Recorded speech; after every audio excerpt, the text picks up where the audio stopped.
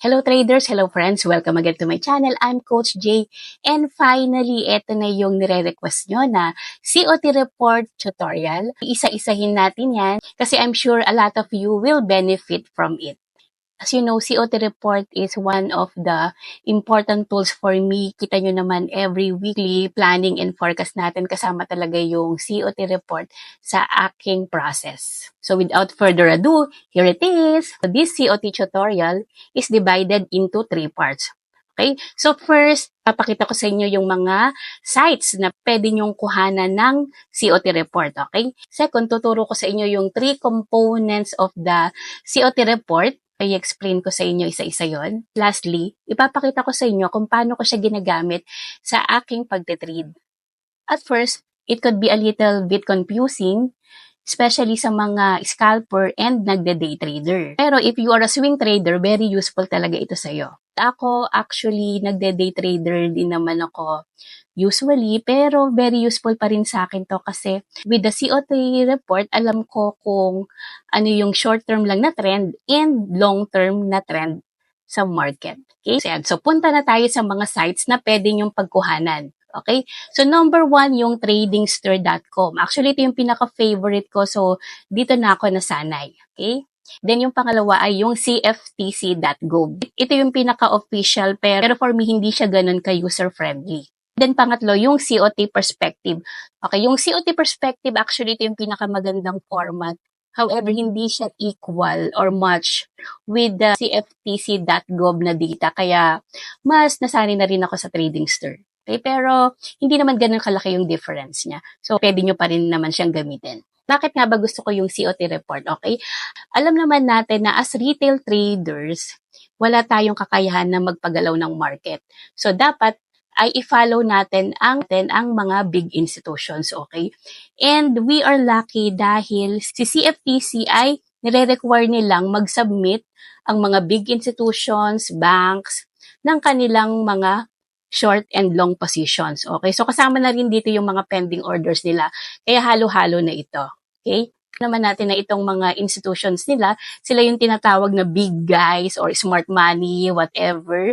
Kaya sila yung gusto natin i-follow, alright? Siyempre marami silang pera, kahit pagsama-samahin yung pera natin, hindi pa rin natin kayang makapagpagalaw ng market dahil nga retail traders lang tayo. Siyempre, ang kadalasan na natatalo ay mga retail traders. Kaya, diba, sabi nga nila ay dapat lagi natin i-follow ang trend.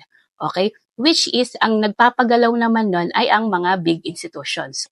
So therefore, we can use the COT report to our advantage. So kailan nga ba nila sinasubmit ang report na ito? Well, every Tuesday to, no? Kaya lang, ma-retrieve lang natin ito or makukuha natin ito sa Friday. Pero, Manila time, usually Saturday na natin siya makikita. So, medyo lagging siya. However, very useful pa rin ito kasi makikita natin doon kung in the long run ay bullish ba siya or bearish. The second part, okay, so papakita ko na sa inyo ang kung paano mag-navigate and yung mga categories ng COT report, alright? Punta lang kayo syempre dito sa Google. So, pwede nyo i-type dyan yung sinabi kong site sa inyo, www.tradingster. Okay, yeah. And also another thing to get the report is just by typing the COT report TradingStir. Okay, just press enter.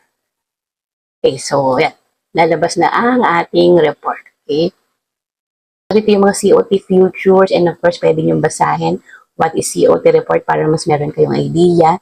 Okay, so for example, let's select this euro. And also please be reminded that all currencies under this path are traded against the US. So therefore, if we select the euro, parang tinitignan na din natin ang euro USD. Okay?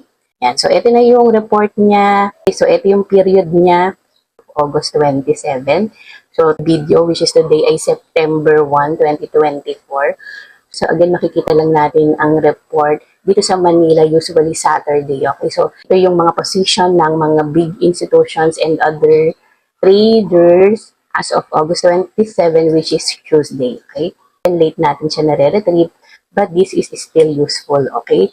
Para malaman natin ang sentiment ng mga big institutions, okay? We have here three categories: non-commercial, commercial, and also non-reportable. So again, yung titignan lang natin, itong non-commercial. Kagaya din natin sila mga speculators, pero they are the big institutions in the market. Ito yung ating susundan. And then, ito naman commercial. So, sila yung mga companies na may underlying business. Like, for example, nagbabayad sila ng employees overseas and whatever, okay? Tapos, ito namang non-reportable. Ito yung mga maliliit na nagpo-forex, but large enough to require the reporting. Okay? Ito ang focus natin dyan sa non-commercial. Okay, so we have long, short, and spreads. Okay? So, long, ito syempre yung mga buy positions nila. And short, ito yung mga sell positions nila. So, ito nga for euro, ang long nila ay 218,381 versus sa short nila na 125,543. Okay, so therefore, if dineduct natin ito to 18,381 minus 125,543, and so, mas madami ang long positions kaysa sa short. So, therefore, bullish ang mga big institutions dito kay euro as of this period. Alright? And kita nyo naman, ito yung kanilang changes. Mga inad or kinlose na position noong August 27. Nag-add sila ng 24,031. Tapos, nag-close pa sila ng kanilang short positions. Okay? So, clearly bullish ang mga big institutions dito kay euro. Okay?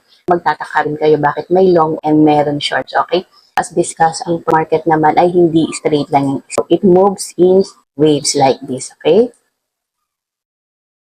For the last part, syempre, pinaka-importante ay kung paano ko ba ginagamit ang tool na ito or yung COT report sa aking pagte-trade. Alright. Okay, so by the way guys, meron akong Excel file, manual ito, pero gustong-gusto ko siyang ginagawa kasi mabilis lang naman ito and para na rin kasi akong nag-a-analyze, okay? Kasi kapag ini-encode ko siya, at least medyo natatandaan ko talaga siya. Discipline na rin sa akin, okay? Madali lang naman yun, wala pang 5 minutes na update ko na lahat ng mga currencies doon sa report na yun. Kasi kinaka-copy-paste ko lang naman. Control-C dito, tapos paste special lang din ako dito. Okay? So, yung date, syempre, ito yung date ng report. Okay? Tapos, yan, naka-formula na naman yan. Okay? So, mabilis yan. This report kasi, makikita ko how the big institutions shift their positions. Okay, kagaya nga nito kay Euro from negative 9,519 all the way up to 92,838. Therefore, it tells us na bullish ang mga big institutions. Okay, so ito yung number one na use para sa akin kasi kikita ko gaano ka-bullish or ka-bearish ang mga big institutions by looking at the historical data. Okay?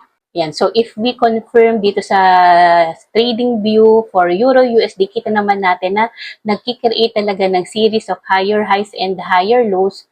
So, therefore, maghahanap lang ako ng long positions or long trades dito kay Euro USD. Okay? So, second, ginagamit ko ang COT report sa pag-identify ng bullish reversal or bearish reversal. Yan. Siyempre, kay Euro USD na lang din muna ang example natin.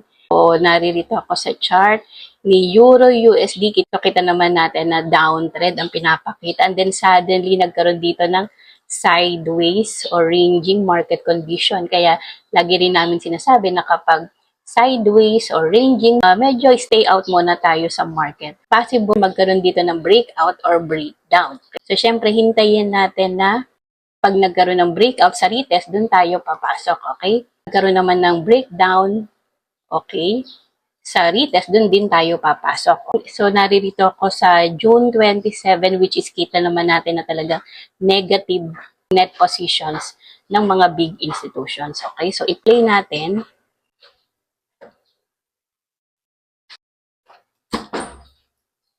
Yan. So, kita nyo, nagkakaroon na ng attempt na i-break itong area na ito. Okay, pero syempre, kailangan natin ng confirmation kung talagang end na itong downtrend na to and nasa beginning stage na siya ng uptrend. Okay, so joke lang itong breakout na to kasi bumabalik ulit siya dito sa ranging area na ito, kaya i-monitor pa natin. Okay. observe natin, nagkakaroon na siya ng higher highs, higher lows kasi dahil nire-reject niya na yung move to the downside, nakakita tayo nitong tweezer bottom na ito. Okay. Nag-early sign na mukhang patapos na nga itong downtrend na to. Okay? So, syempre, medyo alanganin pa tayo dyan, kaya hindi pa tayo magte-trade. Nagkaroon lang naman dito ng equal high. Okay, so pag ganyan, possible pa rin talaga na bumaba. Okay? Yan. So, i-play pa natin.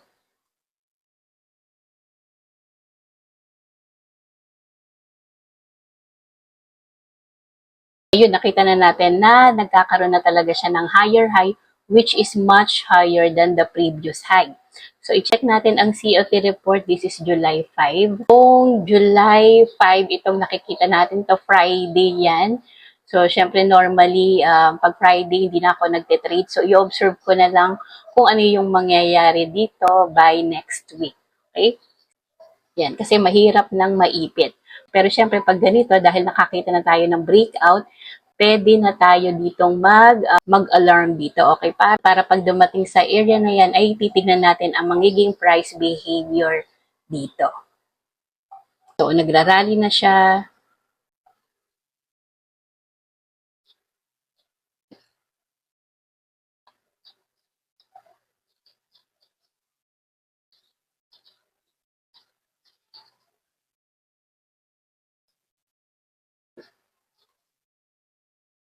Hindi na siya pumunta dito sa area na to, but instead, na pag-iwanan na tayo. Syempre, pag ganito, medyo iba yung mafe-feel natin, di ba? Okay lang yun kasi meron pa naman next opportunity. You can see, tumaas na yung price. So, nandito na tayo sa July 18. So, yan ang sinasabi ko sa inyo na laging ang report. Pero at least alam na natin na nag-shift na ang mga big institutions from bearish to bullish. Don't worry kasi as mentioned nga na dahil ang mga big institutions, they have massive orders, kaya may possibility na balikan pa talaga nila yung demand area, okay, which is naririto sa area na yan, okay? Kasi diyan nagkaroon ng impulsive move to the upside, kaya dito natin siya aabangan, okay? So, July 18 to, Thursday to, kaya for sure kung July 18 yan, ang nakita pa lang nating report ay itong July 16, which is, eto na, nag-close sila massively ng short orders, okay? So, yan o, 11,600 yung kanilang kinlose na short. Tapos, unti-unti na rin silang nag-a-add ng kanilang buy orders, right? So, it confirms na nagkaroon na talaga ng trend reversal, okay? Siyempre tayo, hindi naman tayo mafo-FOMO. So, pag nagkaroon dito ng pullback, pwede tayong mag-buy. Hindi na siyang nagpo-pullback, kaya pwede tayong gumamit ng fib from this low to the high. Okay, and yung 50% ay naririto. Okay.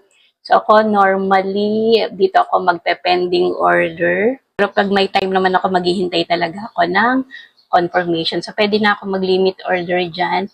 So, ito muna yung aking TP dyan sa previous high na yan. Tapos, ang aking SL ay just dito sa may 78%. Okay, so tignan natin anong mangyayari.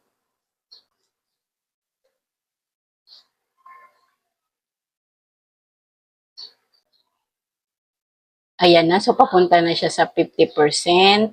Yan pa natin. Oops, na-trigger na yung aking limit order.